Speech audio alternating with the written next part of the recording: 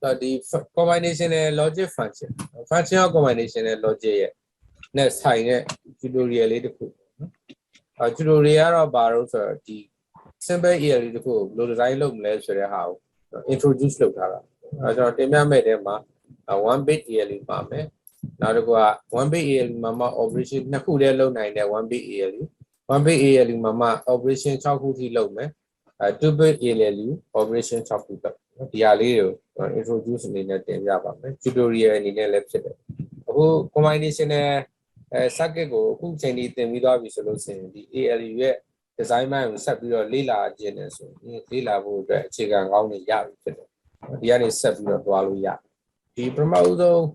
ALU Biobisura ALU background generally briefly introduce ALU ALUs are arithmetic and logic unit. Arithmetic logic unit arithmetic and logic unit anyway, no? So the data science logical science operation or soft load with digital circuit. ALU yeah, now C user control unit to go where you now to go register. Register general the sequential by Mama register. The Roria Apian Lancy, ALU control unit asset control unit register asset register need your ALU ALU register Alatoria Apiana said the block car Balo Tikajaro CPU block. CPUs are microprocessor or digital system. DLA microprocessor microprocessor alone in a computer system. Computer system people that body kept power input units body also mouse to keypad to joystick to pad to harm you. Now go abo units. About Unica Jarabarish, monitor, printer, speaker, computer, and tolerate turbine unit. Adding it to it, TCP unit, abonnet, and low material. Now, Barishi de lesson, the memory sheet, memory male, the primary memory. That was secondary memory. But in the other, and I do not run more. Random assessment. To the hardest to harm hardest to floppy CD memory unit storage unit to storage unit the storage unit level the CPU net Adoabia said another question the interface circuit or DR Jaro, Daiku Jaro, computer block diagram. That's a Tonora coordinate topic of how Julia Lomia, arithmetic and logic units are circuit later cool. Usually, arithmetic and logic units circuit later cool. Design by a low boom down that daylight. A computer system Emma pare CPU, or CPU Emma pare, Yigi say by the two palace, arithmetic logic unit. We answer general uso 1 bit arithmetic logic unit data. Design joy. Design study name to study learning mono. They do have your learning. Learning look the solution to button to up to so, chicken if you matter semi circuit, so trade circuit, simpler circuit and complex circuit, you approach the one. Learning approach Kajara pattern to up. Design your oil, design your Babishana, the Lesura, Beniama, Belupon and Lucina Lesura, Sara. A desire Jaro up to pattern approach. So,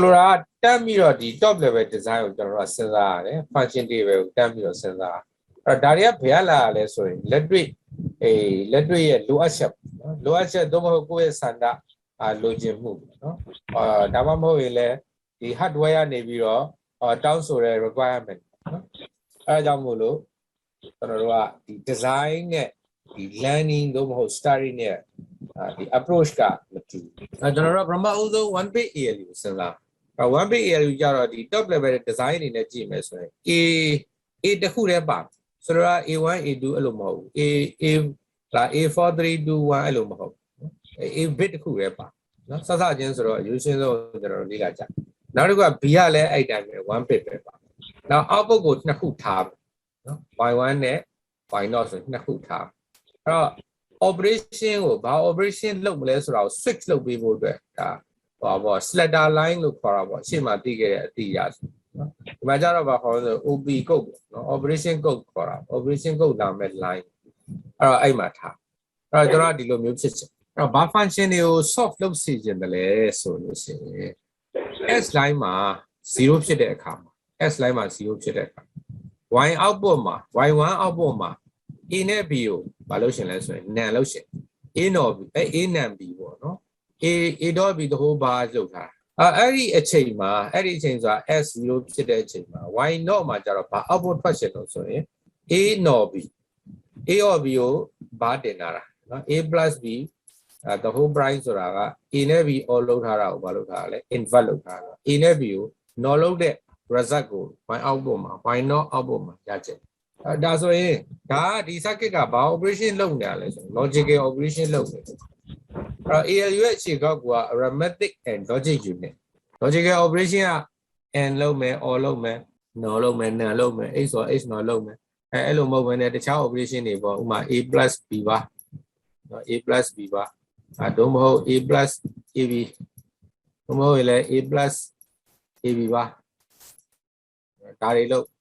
ဒါတွေဆိုလဲဒါဘယ်ထဲမှာပါလဲဆိုရင် logical operation တွေထဲမှာပါတာပဲအဲ့လိုမျိုး operation တွေလုပ်တဲ့အလုပ်ကိုလုပ်ဆောင် ALU ကALU ရဲ့နောက်အလုပ်တစ်ခုကဘာလဲလုပ်သေးတော့ဆိုဒီ mathematical operation တွေလည်းလုပ်နော် A နဲ့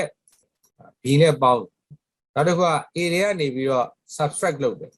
B ကိုနှုတ်တယ်သို့မဟုတ်ရင်လည်း B တွေကနေပြီးတော့ subtract လုပ်မယ် A ကိုနှုတ်သို့မဟုတ်ရင်လည်း A နဲ့ B နဲ့ကိုမြှောက်သို့မဟုတ်ရင်လည်း A ကို B နဲ့စားမယ်ဒါတွေကြောင့်ပါလဲဆိုရင် mathematical operation နော်အဲ့လိုမျိုး operation တွေကိုလည်းလုပ်တယ် ALU ကဒါကြောင့်သူ့ကိုပြောတာကဘယ်လိုပြောလဲဆိုရင် arithmetic and logic unit လို့ပြောတာအဲ့တော့ဒီကျွန်တော်တို့ဒီ simple design မှာတော့ဖြစ်ရှင်တာက s0 ဖြစ်ရှင်တယ် s0 ဖြစ်တဲ့အချိန်မှာ y1 မှာnan လုပ်မယ် y0 output မှာ not ရဲ့ output ကိုထုတ်ခိုင်းမယ် s1 ဖြစ်တဲ့အချိန်မှာတော့ mathematical operation ဖြစ်တဲ့ဟုတ်လား a bar b plus ab bar ဆိုတာမှတ်မိကြလား a bar b plus ab bar ဆိုတာ a x of b a x of b ဆိုတော့ a x of b ဆိုတာတကယ်တော့ a နဲ့ b နဲ့ပေါင်းတဲ့ result နောက်က a dot b a dot b ဆိုတာ a နဲ့ b နဲ့ပေါင်းပြီးတော့ထွက်လာမဲ့ carry result ပေါ့နော် carry result ပေါ့ဒါက carry ဒါက sum အဲ့တော့ a နဲ့ b ကိုပေါင်းတာပေါင်းပြီးတော့မှ sum result ကို y1 ထွက်ခိုင်းမယ် carry result ကိုပါလဲဆိုရင် y0 ကထွက်ခိုင်းမယ်ပြောမယ်ဆိုရင်ဒါ mathematical operation အဲ့လိုမျိုးလေးဟာကိုလိုချင်တယ်နော်အခုရဲ့လိုအပ်ချက်ကနော် simple design အဲ့တော့အခုဒီမှာလဲတခုသတိထားမှာကျွန်တော်ဒီမှာပြောနေတာပါလဲဆိုရင်ဒါကြီးကပါလို့ဆို function table function table နဲ့ truth table နဲ့ကမတူဘူး function table ကပါလဲဆိုအခုတင်ပြခဲ့တယ်ပဲဒီ block ရဲ့ဘယ်လို logic တွေလာတဲ့အချိန်မှာဘယ်လိုoutput မှာ input ရဲ့ဘယ်လိုပုံစံတွေထွက်မလဲဆိုတဲ့ဟာတွေပေါ်ပြတဲ့ဆက်စပ်မှုကပါလဲဆို function table ဖြစ်ဒါ requirement ပုံမှာအခြေခံပြီးတော့ဒီနှစ်ခုကိုစဉ်းစားတယ်ပြီးရင် function table ကိုကြည့်ပြီးတော့မလုပ်ဖို့လိုမို့ဆို truth table ကိုစဉ်းစား1 bit ALU circuit ကိုတိဆောက်ခြင်းအဲ့ circuit ကဘယ်ကလာမလဲဆိုရင်သူ့ရဲ့ truth table ကလာtruth table ကနေပြီးတော့မှ boolean expression ကိုမှ simplify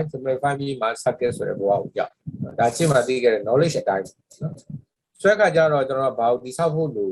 အပ်လို့ဆိုရင်သူ့ရဲ့အလုံးလုံးမဲ့ truth table ကိုနားလည်ဖို့တိဆောက်ဖို့လိုတာtruth table ကဘယ်ကလာတယ်လဲဆိုရင်ဒီ function table ကလာတော့ကြည့်အောင်တကယ်တမ်းကျတော့သူ့ရဲ့ input မှာက a b ရှိမယ် s ရှိမယ် output က y1 y အဲ့တော့ truth table ထုံးစံအတိုင်း input မှာ s ရှိမယ် a ရှိမယ် b ရှိမယ် output မှာ y1 y တော့ရှိနော်အဲ့တော့ input က3ခုဆိုတော့သူ့ရဲ့ possible combination ဘယ်နှခုရမလဲ10ခုရ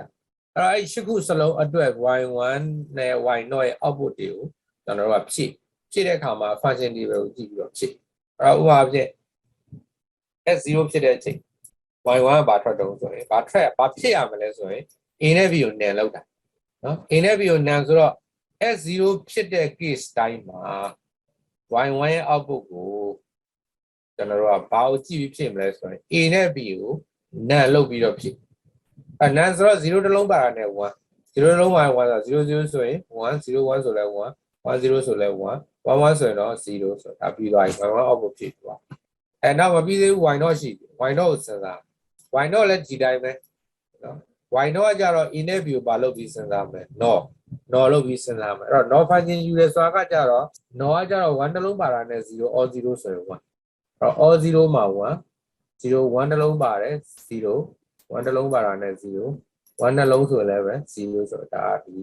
truth table တစ်ပိုင်းပြီးသွားနောက်တစ်ခုက S1 ဖြစ်တဲ့အချိန်အဲ့တော့ဒီပိုင်းချပါအဲ့တော့ S1 ဖြစ်တဲ့အချိန်မှာ Y1 ကိုဘယ်လိုယူမလဲဆိုရင် A.B အဲ့တော့ A.B က carry out ဆိုတော့0 0ဆိုတော့0 1 0ဆိုလဲ0 1 0ဆိုလဲ0 1 1ဆိုရင်တော့1အဲ့ A နဲ့ B ကိုဒါပါလုပ်ပြီးတော့ထည့်လိုက်တာလဲဆိုရင် and logic ယူပြီးထည့်လိုက်ပြီးလို့ဆိုရင် Y0 ကကြတော့ A နဲ့ B ကို XOR လုပ်တာ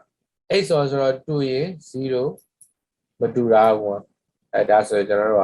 ကဒါကိုဖြည့်ပြီးပါနော်truth table truth table ရပြီဆိုရင်နောက်ပါဆက်လုပ်ရဖို့ရှိဒီ truth table ကနေပြီးတော့ y1 equation ရေးမယ်ဒီလေ expression တစ်ခုထွက်လာမယ်နောက်တစ်ခုက y0 equation ရေးမယ် equation ကအကုန်ချရေးတာတော့မဟုတ်ဘူးနော် min term နေနဲ့ရေးတာပေါ့နော်min term နေနဲ့ရေးတာmin term ဆိုတော့တိပြီးထင်ပါတယ် min term ဆိုတာကဒီ output 1ရှိတဲ့ဟာပေါ့နော်ပြောရင်တော့ SOP နဲ့ရေး sum of product နဲ့ရေးဒီနည်းလမ်းတွေကကျွန်တော်တို့ရှေ့မှာလေ့လာခဲ့နော်SOP form နဲ့ Y1 output ကိုချရေးလိုက်မယ် Y0 output ကိုချရေးလိုက်မယ်ပြီးရင်ရေးပြီးရင်ဗာဆက်လုပ်ရမယ်ဆိုရင်ထုံးစံအတိုင်းရှေ့မှာလေ့လာခဲ့သလိုပဲ simplification လုပ်K မဲ့3တန်3ပေါ့နော်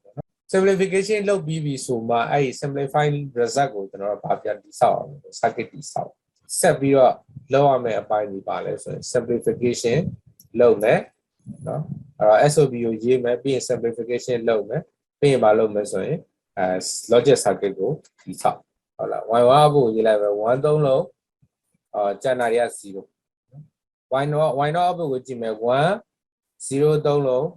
0 4လုံး1 1 0 1 0 4လုံး1 1 0 1 0ကိုက်သွားနော်ကိုက်သွားပြီဆိုရင်သူ့ကိုကျွန်တော်တို့ကဒါပထမဦးဆုံးတော့ input တွေဖြည့်ရသေးတာပေါ့နော် input တွေဖြည့်ရသေးတယ် input မှာinput က S ရှိမယ် A ရှိမယ် B ရှိမယ်နောက်က output ရှိမယ် output မှာ Y1 ရှိမယ် Y0 ရှိမယ်အဲ့ဒါပြီးရင်မှာ table ရှိမယ်အဲ့ဒါပြီးရင်အဲ့ဒါယူကျွန်တော်တို့မလုပ်မယ်ထုံးစံအတိုင်းပဲY1 output ကိုရေးမယ်ပြီးရင် minimize လုပ်မယ်အဲ့တော့ဒါက minimize နောက်ပြီးတော့ Y0 output ကို SOP နဲ့ရေးမယ်ပြီးရင် K-mat နဲ့ minimize လုပ်ပြီးလိုက်လို့ဆိုရင်ကျွန်တော်တို့ကဘာရလာမလဲsimplest Boolean expression တစ်ခုကိုရနော် Y1 equal to Y0 equal to ဆိုပြီးတော့ရအဲ့တော့ရပြီဆိုရင်ဘာလုပ်လိုက်မလဲ circuit ဆောက်အဲ့တော့ circuit ဆောက်မယ်ဆိုရင်အဲ့ထွက်လာတဲ့ circuit ဒီဒါနော်ထွက်လာတဲ့ circuit ဒီကျွန်တော်တို့လိုချင်တဲ့ဒီ requirement ပေါ့နော် function table အတိုင်းလုပ်တဲ့circuit ဖြစ်သွားဒီ circuit အတိုင်းဆန်းလဲရတယ်အဲ့လိုမဟုတ်ဘဲနဲ့ဒီဟိုပါပေါ့ block diagram ပေါ့နော်ဒီ circuit ကိုကျွန်တော် block ပြောင်းလိုက်မယ်ဆိုရင်ဒါရနော်ကျွန်တော်ဥပမာ circuit တိုင်းဆန်းမယ်ပေါ့နော်ဆန်းဖို့အတွက်ဆိုရင်ကျွန်တော်ဗာနဲ့ဆန်းရမလဲဆိုရင်ကြည့်ပြီးတော့ဆန်းရမလဲဆိုရင်ဒီ function table အတိုင်းအလုပ်လုပ်လားမလုပ်လားကိုကျွန်တော်ကဆန်းရမှာနော် s ကို0ပေးထားမယ်S 0ပေးထားတဲ့အချိန်မှာ Y1 output မှာ A နဲ့ B နဲ့က NAND ရဲ့ output ရရမယ်